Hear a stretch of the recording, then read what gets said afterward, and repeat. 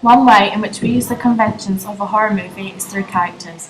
Through research of typical horror conventions and planning, we chose the victim of the film to be played by Cheyenne. In the casting of Kelly as a 16-year-old, petite, black Caribbean racial background, partly conforms to the stereotypical horror convention of the final girl.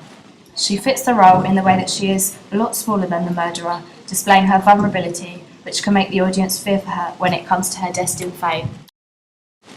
We decided to go against the conventions of a horror film to appeal to a wider metropolitan demographic, subverting the usual cliché convention of a vulnerable blonde.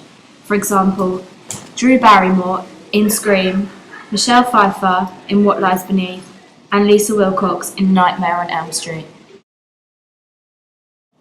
When researching horror, we also discovered that in many horror films, the editing and special effects are what makes the film scarier.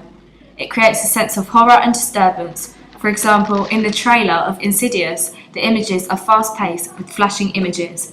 We saw how successful these conventions made horror films and decided to replicate these conventions to make our opening sequence a success.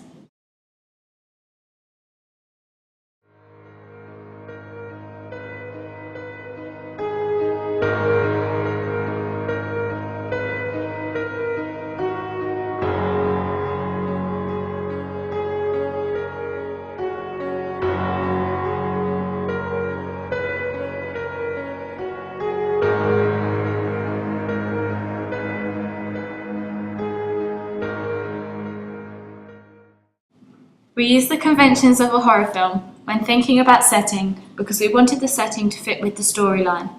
For the gathering scene at the beginning of the sequence, we used inspiration from Sorority Row, using a living room where most people would gather for a party. We then used a dark alleyway for the murder sequence, making it typical of a horror scene.